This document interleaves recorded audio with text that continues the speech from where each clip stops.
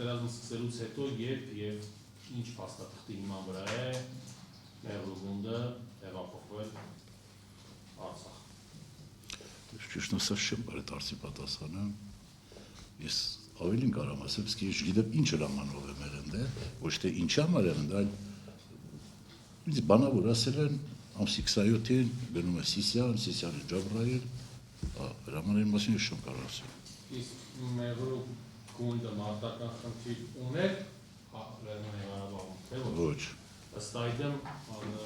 Ղարաբաղում խնդիր կատարելու համար ըստ կարգի ինչ ով պետք է նման խնդիր դներ, ով կարող է նման խնդիր դնել։ Բնականաբար գլխավոր շտաբետը կարգադրություն տալով գործի հրամանատարին ըստ անհրաժեշտության պետք է։ Տրամաբանական է, որ այդ կարգը գործել է ենթադրվում, չէ՞։ Ինձ թվում է Այն տարբերակ եթե չի կարող։ Բաժանորդագրվեք Իրավաբան նեթի սոցիալական հարթակներին հետագա նորություններին տեղեկանալու համար։